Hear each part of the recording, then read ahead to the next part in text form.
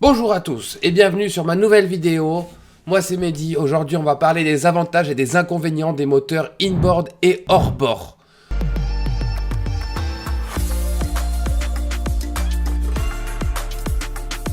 Alors déjà, comment on reconnaît un moteur hors-bord? Alors le moteur hors-bord, il est à l'extérieur du bateau, il est à l'arrière du bateau. Donc il est fixé sur le tableau arrière, on peut voir le moteur en entier qui sort du bateau quoi. Donc c'est un hors-bord, hors du bateau. Et le inboard, c'est in the bateau, in the boat, you know. Le moteur est à l'intérieur, dans une cale exprès. Il est fixé à l'intérieur et basta code, si. Et il y a un système de transmission, ou par ligne d'arbre, ou par embase, ou IPS, ou par jet aussi. Ça, j'en parlerai dans une autre vidéo. Ouais, mon pote, t'inquiète.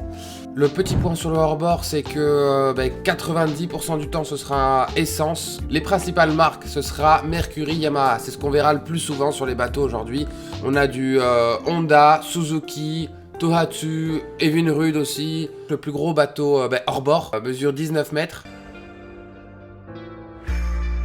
Donc après on va passer au inboard. Le inboard ce sera, statistiquement ce sera du diesel. Parce qu'à partir de 20 mètres, tous les bateaux seront inboard. C'est une question de taille de moteur. Et la puissance qu'il va falloir pour déplacer un bateau de 20 mètres n'est pas la même pour déplacer un bateau de 7, 8, 12 mètres quoi.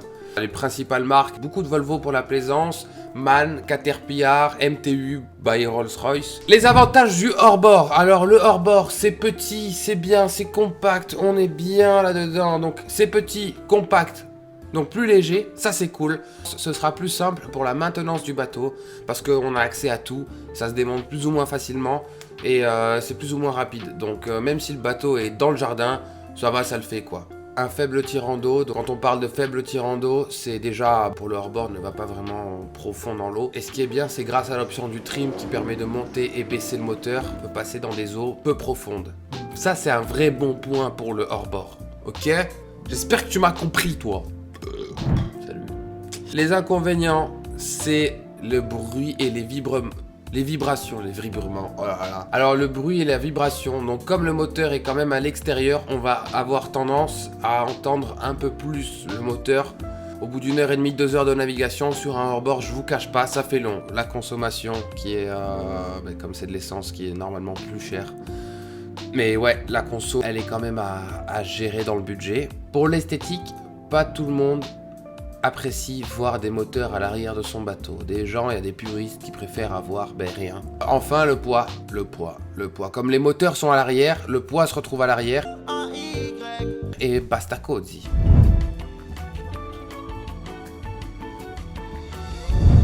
Maintenant, on va parler du inboard. Alors, les avantages. Le principal avantage, c'est que ce sera silencieux et ce sera plus confortable pour des longues navigations. Si vous souhaitez faire des navigations de plus de 2-3 heures, moi je vous conseille un inboard. Il y a souvent plus de place, même en cale machine, pas de partout, parce qu'il ne faut pas que ça touche les courroies, mais il y a plus de rangement en cale machine, ça reste à voir. Il y a des contre-exemples tout le temps. Bon bref, il y aura plus de rangement sur un inboard. Ouais. Et la stabilité qui est un point important pour nous les marins, nous qui allons en mer, nous qui prenons la mer, qui allons voguer jusque... C'est important, la stabilité, donc le moteur étant plus bas sur les inboards, le poids étant réparti plus bas, donc un comportement plus marin, un comportement... Oh. Le dernier point super... Et le dernier point important... Ah ça pue. Vous savez ce qu'on dit quand on pète ? C'est que la personne a peur. Et là, j'ai peur. J'ai peur de ce qu'on va dire de moi. J'ai peur. Non. Bon, on peut parler de quoi? La maniabilité. Avec 2 moteurs, un propulseur d'étrave avant ou même 2 propulseurs d'étrave, un avant, un arrière. Alors là, mon copain, tu fais ce que tu veux.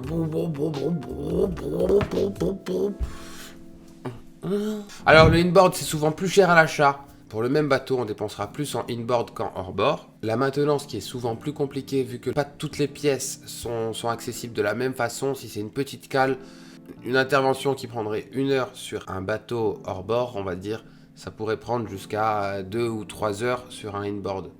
Donc c'est comme ça. Quand t'es tordu dans la cale, t'es comme ça en train de dévisser un écrou. Respect à tous les mécanos. Le poids, donc, qui dit plus gros moteur, dit plus de poids, Donc le bateau va aller moins vite. Consommera pas plus pour autant, c'est juste qu'il ira moins vite. À part si on met des plus gros moteurs, il consommera plus, il ira plus vite.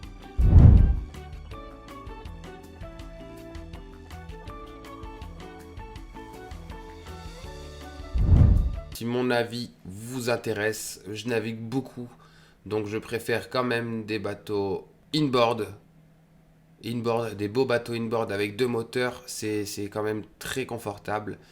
Pour le début, évidemment, ce serait un monomoteur semi-rigide, c'est vraiment top. Si tu as des questions, tu les poses en commentaire. Voilà, tu likes, tu t'abonnes et ciao.